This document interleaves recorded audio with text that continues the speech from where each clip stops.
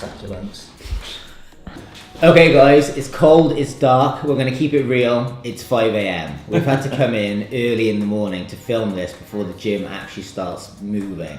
Okay, so just to kind of give you a bit of background on this video, I'm quite new to CrossFit and Pete owns this CrossFit gym.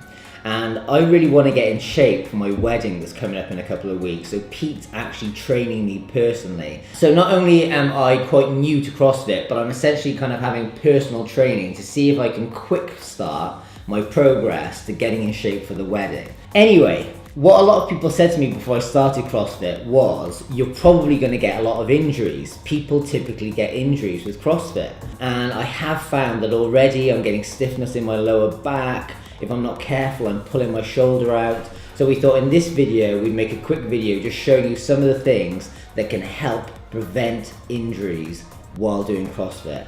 Anything you want to add to that? Basically, I want to prove that with using Phil as an example, you can avoid these sort of things. And we're going to show you certain exercises that you can do so that you don't get injured when you do CrossFit. And things that you've done as well have helped you as well. Yeah, so from your perspective, from mine, as a beginner into CrossFit, what to do from the get-go to make sure you don't run into those issues. Okay, let's do it. This is what the gym looks like at 5 in the morning. Like a Las Vegas casino. No clocks, no windows. So typically, when people start CrossFit, biggest area they'll get injuries in is actually in their shoulders because they just haven't developed the relative strength or stability in that joint to take the impact of the things they're going to be doing. I think as well, it's kind of like there's a lot of full extension of the shoulders as well. So like if you come from a regular gym, you're probably used to kind of doing pull-ups a bit more like this. Whereas in CrossFit, suddenly you're doing full range motions and your shoulders probably being stretched slightly more than it would in a regular gym, which is probably why you get more injuries. Would you agree with that? Yeah, and just things, people are doing movements which they've never done before, they maybe haven't built that strength yet. Yeah. So I'm going to show you now things I've been getting Phil to do to just activate that area of his body prior to training. Yeah, cool. Right. Okay, so I'm going to use the bungee cord system. Sometimes people use what's called a crossover symmetry. It's basically bands that you can hook up, or cords you can hook up at eye and knee level. It takes literally less than 5 minutes to do, but I think doing this every day has made my shoulders and people I work with so much healthier, okay? And it's just a form of waking them up and warming them up. So simple cord attachment, okay? You've got one set of 8 to 10 reps, it's super simple, of just some simple activation drills for your shoulders, okay? So it's not hard, it's really, really easy. It's just getting a bit of movement through that joint. As mentioned, there is something you do at eye level, there is something you do at knee level, and it's basically just to get the shoulders warm before you do any kind of overhead or bar hanging work for the day. The shoulders are a complicated joint basically that have lots of little ligaments holding them in place, and these kind of rotation around the shoulder joint movements, things that are pulling in, things that are rotating, are things that just kind of pump a bit of blood into those muscles and make sure that they don't get pulled easily. That's basically it, okay? Okay guys, so the one thing I massively suffer with is pain in my lower back. Basically, I found with lower back, this is the thing that massively helps me, is just getting a bit of a pump in my lower back before I do any deadlifts. So deadlifts are those ones where you bend over. In CrossFit, there's a lot of kind of bent over rowing or deadlifts and stuff that just puts a lot of strain on your lower back. Even though your lower back should never actually bend, you'll find that just trying to keep it straight puts a lot of strain on it. So this is something I do every single morning. I can jump on these things here, they're like kind of back extensions. So I'll just show you one quickly. And you go down and back up, and you just repeat this like 20 times, and it's basically doing crunches on your back, and it just gets a real pump in your lower back. So in addition to what Phil's just gone through on the GHD machine, which your CrossFit gyms should have, if your CrossFit gym's really good, you'll have one of these. This is what I like to use to warm up my area of my lower back, just like Phil's gone through. So we've got reverse hyper, so it specifically targets your back, okay? So it acts in a similar way to what Phil's just come off there, but I think it's even better in my experience. So what you're gonna do on this, I like to do same number of reps, maybe 10 to 20, okay? Just gets a little bit of blood moving through the back, okay? In this area, just like this. Okay. And this exercise looks like it's working like your bum almost, but it really does put a lot of strain on your lower back. Oh, it's lovely. Really wakes it up nicely. So, my opinion, that is just as good. If you've got one of those, use that in addition to the GHD. If you don't have, just use the GHD. If you have got a weakness in your lower back, these are the kind of exercises you want to be doing quite a lot anyway, because this will just strengthen your lower back. So it's not just preventative, it will also like strengthen your lower back. So when you go to do these exercises, there's more strength there and there's less risk of injury. I guess this goes for everything we're showing you today.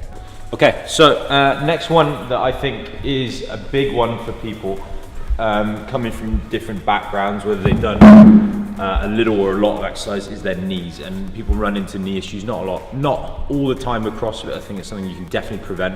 And there's a few different exercises which I love to do with people, and it's simple single leg work, just like you would for your upper body if you've got upper body issues. A step up or a lunge, and I'm going to show you a step up today and different ways you can do it. Simply need a box, one of these, no higher than 16 inches. Okay, this is the absolute maximum height you need to go.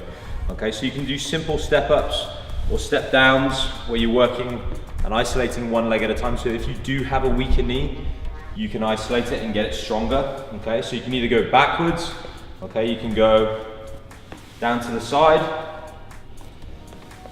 okay, or you can even go backwards and across. Okay, here's another variation. All right, so as well as step downs or step ups, you can also give people the ability to do that on the floor in more like a form of a lunge. Okay, so whether you're going forwards, whether you're going backwards, whether you're going side to side, whether you're going behind you, okay? Do it on both legs, but as opposed to just being on 2 feet all the time where your weaker leg can kind of hide when your stronger side just picks up the slack. Doing that single leg stuff will help strengthen up your knees massively, and more people need to be doing it as supplementary work within their CrossFit training. Okay guys, so one of the other things, which isn't so much an injury, I suppose it's a skin injury, is rope climbing will give you awful shin burn or like rope burn. I'm gonna show you, okay, look. I had that. That there is, honest to God, about 6 weeks old. Okay guys, so I'm going to explain to you exactly why that rope burn happens. When you climb a rope, I'm going to use my hands as feet examples for now because it's really hard to do it and talk at the same time. You wrap your foot around the rope like this, okay? Then the other foot comes in like this and you stand on this leg here, okay? So this foot comes in like this foot comes in and stands on it, and you can kind of clamp. It's the easiest way to clamp onto a rope, and this is what you're taught when you first join CrossFit. I'm going to demonstrate it for you now, so just look at my feet and look at how I clamp onto the rope and look at where the rope sits on my shin here. Now the burn doesn't come going up, the burn comes when you come down because you go all the way to the top, then you crap yourself because you're so high, and you come down and everything is so tense. Your feet are clamped against this rope, and you've guessed it, as you come down, it just literally rips the skin clean off your shin. It's horrific. I'm going to show you, okay?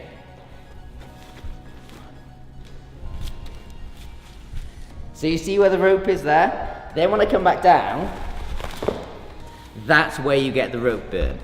So the tip for you here is to get a knee sleeve. So follow me over here. If you get a knee sleeve, you can get these off Amazon. Typically they go over your knee, but what you can do is just wear them down around the bottom of your ankle like this. So when you do the rope climb, it's more padding than just a thin sock. And by the way, you can get really thick ones of these as well, so you can make sure your ankle is well padded, so you can avoid that injury when you go to do CrossFit. Right, last one, hand care, right? So leading on from things like the rope climb, eventually, or if you're pretty proficient when you first start, is you're going to be doing a lot of work where you're gripping onto things, barbells, pull-up bars. There's all sorts of exercises which are things people have generally not done a lot of in normal gyms. So making sure you look after your hands. Here's an example hand care kit, and don't rip your hands. So literally the top part of your hand, or your palm of your hand there, which is where the skin bunches up, is an area of people's bodies that they just don't look after, okay? And it used to be in CrossFit back in the day, like a sign of like toughness, right? Now it's just a sign of stupidity, because people, if they tear their hands and don't continuously maintain them. If they rip, it's going to take you 7 to 10 days for them to repair, and you're not actually going to be able to train. So simple fix to that is buy a hand file, buy a pair of little hand clippers, okay? The clippers are what you're going to use first. So I haven't got too much built up skin because I actually look after my hands, but essentially what you're going to do is you're gonna pinch the skin together. Okay, I'm probably not going to do this particularly well, but I'll give it a go. Okay.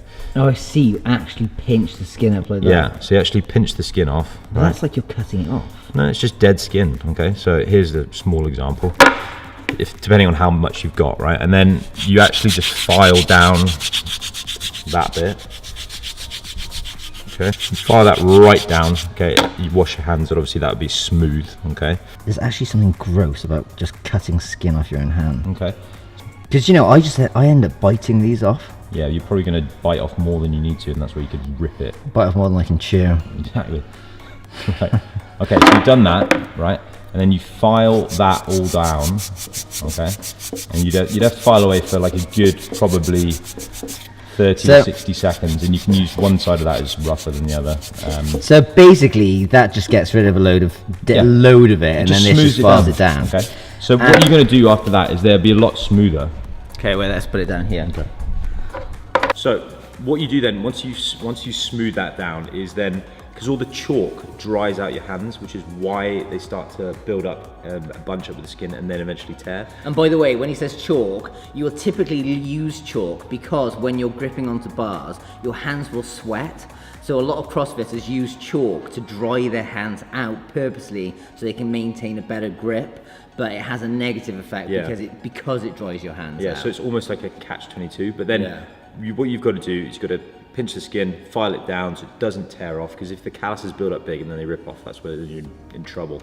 Then when you're not training, moisturize your hands stay, they don't crack, and that way you're able to continue training. So it's preventative for sure. Yeah. And you just got to maintain it, stay on top of it. That little kit is like £5, but it'll last you a lifetime. It's amazing. So. Yeah, I mean, it's basically scissors and some sandpaper, basically, isn't it? Yeah. So and actually that kind of goes for everything we've told you today. It's, even though it's kind of preventative, it's also ongoing.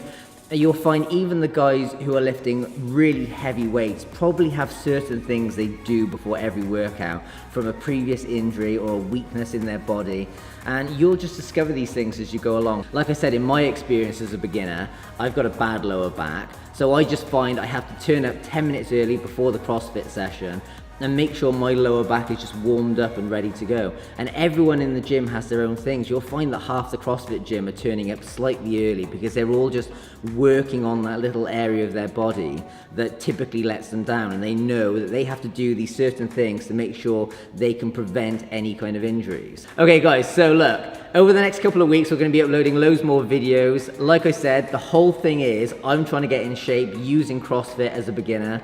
Pete's a professional, he's training me, then you can see the journey that I'm going on and the exercises I'm doing to get in shape using CrossFit. If you're interested, make sure you subscribe to the channel. Thanks for watching.